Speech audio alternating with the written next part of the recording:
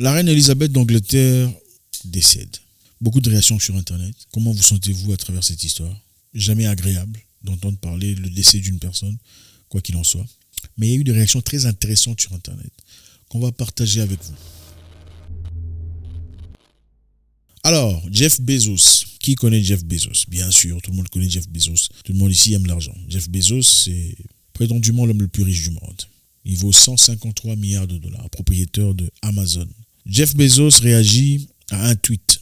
Le tweet de qui? Le tweet d'une âme, une africaine au nom de Uju Anya, une Nigériane d'origine, qui a tweeté après la mort de la reine d'Angleterre, disant « La défunte reine, la monarque d'un empire génocidaire, violeur et tueur, vient de nous quitter. » Jeff Bezos a été outragé par ça, en tout cas énervé. « Comment est-ce que tu peux dire ça ?» Il réagit. « Comment est-ce que tu peux ?» Qu'est-ce qu'il dit? Il dit exactement et celle-là, c'est quelqu'un qui, soi-disant, travaille pour améliorer le monde. Je ne pense pas. Waouh. Celle-là, c'est quelqu'un qui, soi-disant, travaille pour améliorer le monde. Évidemment, cette dame Uju Anya est une femme respectée, professeure de linguistique de Carnegie Mellon, une université très respectée. Donc, imaginez-vous une noire africaine, nigériane qui se distingue, devient professeur d'université là-bas. C'est pas n'importe quoi, c'est pas donné à n'importe qui. Bon, voilà. Quoi de mieux pour te discréditer, disant, donc c'est elle qui est censée travailler pour améliorer le monde, après qu'elle ait fait son tweet.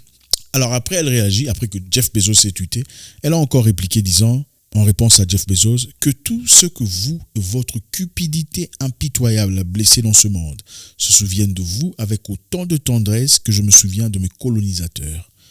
Elle a également écrit dans la langue Igbo, c'est une Nigériane, Otorogba Bugi, qui se traduit approximativement « Puissiez-vous mourir d'un estomac qui coule incontrôlablement ?»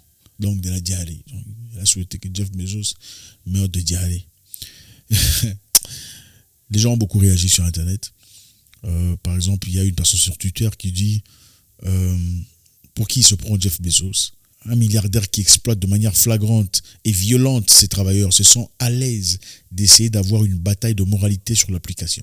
Pour qui se prend Bezos? Il veut faire une leçon de moralité à qui? Évidemment, quand Jeff Bezos tweet, les moutons retweetent, c'est clair, peu importe ce qu'ils disent. Aujourd'hui, les gens s'en foutent, les gens sont vraiment des moutons de l'argent. Il y a des moutons de l'argent aussi, moutons de l'argent qui ne vivent que pour se faire de l'argent.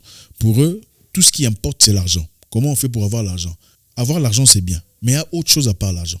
Le monde dans lequel vous vivez est aussi important, si pas plus important que l'argent. L'argent, c'est comme un bonbon qu'on donne à un enfant pour lui faire ce qu'on a envie qu'il fasse. C'est simplement ça. L'argent, c'est du papier. Mais c'est comme un bonbon pour un enfant. Pour qu'on lui fasse faire ce qu'on a envie qu'il fasse. Donc, si tu veux envoyer un enfant voler, va me chercher le sac de ta maman. Je vais te donner un bonbon. Si c'est un enfant stupide, il fait quoi? Il va chercher le sac. Parce qu'il cherche quoi? Son bonbon. L'argent, c'est le bonbon des adultes. L'argent, c'est le bonbon des adultes. Alors, comme beaucoup de personnes sont fanatiques d'argent, beaucoup de personnes adulent ces célébrités financières sans essentiellement comprendre dans quel concept ils vivent, qu'est-ce qu'ils ont comme valeur, comme moralité, comme histoire. Il doit être un génie, voilà. S'il a fait beaucoup d'argent, ça veut dire qu'il est intelligent. Pas nécessairement. Pour la plupart des cas, ça veut dire qu'il était en position de pouvoir, outillé de certains collaborateurs qui avaient autant de pouvoir pour bien cerner, esclavagiser les gens. On pourrait aussi dire que voilà, les propriétaires d'esclaves étaient des génies. Comment vous vous sentez par rapport à ça? Ils se sont enrichis par rapport à ça. Beaucoup de riches à l'étranger sont restés riches, leurs familles sont restées riches. C'est à travers les esclaves. Ils sont génies, on peut dire ça aussi. Non. La moralité est très importante. Alors, beaucoup de gens ont réagi par rapport à Jeff Bezos. Il y a une troisième personne qui dit « Je soutiens Uju Anya ». Ce que Jeff Bezos fait est une pure bêtise. C'est de l'audace de penser qu'il peut contribuer à cette conversation et d'attaquer cette dame. Ce que Jeff Bezos fait, c'est de l'audace. Penser qu'il peut contribuer à cette conversation. C'est-à-dire qu'il y a des gens qui pensent qu'il n'a pas l'autorité morale de venir, en tout cas sur ce plan moral, de venir dire comment une personne devrait réagir par rapport au sentiment d'une personne qu'elle considère comme colonisateur. Une quatrième personne dit le monde a donné à Jeff Bezos tellement de pouvoir qu'il pense pouvoir intimider quelqu'un exprimant ses sentiments à propos de la mort d'un monarque tout en dirigeant un corps d'esclaves en 2022. Très intéressant.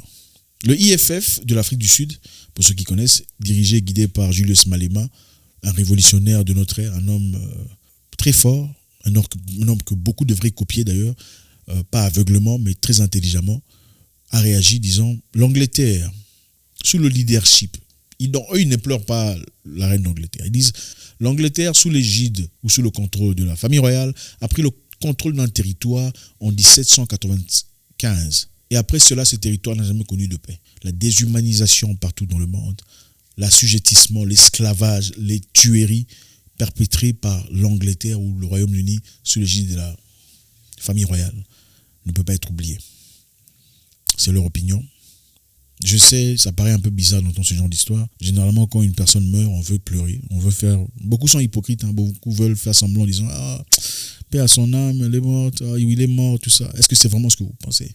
Au fait, on dit quand quelqu'un meurt, il devient automatiquement quelqu'un de bien. Quand quelqu'un meurt, on oublie tout ce qu'il a fait. Carrément, on ne peut pas... En fait, c'est comme sacrilège, quoi. C'est spirituel. Tu ne peux pas oser dire quoi que ce soit. Tu ne peux pas remettre en question. Tu ne peux rien faire. La reine d'Angleterre possède 2 couronnes. 2 couronnes principales. La reine d'Angleterre a souvent sur sa tête. Dans la première couronne, il y a un diamant de 530 carats qui vaut ou estimé à 400 millions de dollars. Et on dit que le diamant a été volé en Afrique du Sud, estimé à 400 millions de dollars. 400 millions de dollars. Le diamant a été volé en Afrique du Sud appartenant aux populations locales. Jusqu'à sa mort était sur sa couronne. On réclame ce diamant sur la couronne de la reine d'Angleterre. Sa deuxième couronne avait un autre diamant, qu'on appelait le diamant de Koh-i-Noor, pierre précieuse de 105 carats, qui signifie montagne de lumière en persien. Elle entretient un lien émotionnel énorme avec beaucoup d'Indiens qui croient que le diamant trouvé en Inde au XIVe siècle a été volé pendant le régime colonial. C'est-à-dire le diamant appartenait à un prince indien. Et on a pris ce diamant, on a emmené ça chez eux. Alors la reine, dans sa deuxième couronne, a ce diamant-là. Et évidemment, les Indiens, ici maintenant, là, ils réclament leur diamant. Selon le palais royal britannique, le Koh-i-Noor a été déterré des mines Golconde dans le centre-sud de l'Inde, avant d'être remis au monarque britannique en 1849. Il est devenu la partie de joyaux de la couronne de la reine Victoria avec des centaines d'autres pierres précieuses qui auraient une valeur culturelle, historique, symbolique, incalculable, qui font toujours partie des collections royales. C'est-à-dire, ils admettent eux-mêmes qu'ils ont retiré ou tiré le diamant des mines en Inde en 1849. Et bon, à partir de là, ça fait partie de la collection des... Voilà. Les Indiens, eux, pensent que c'est un diamant symbolique très important pour leur culture parce que le diamant appartenait à un prince indien auprès de qui on a prié.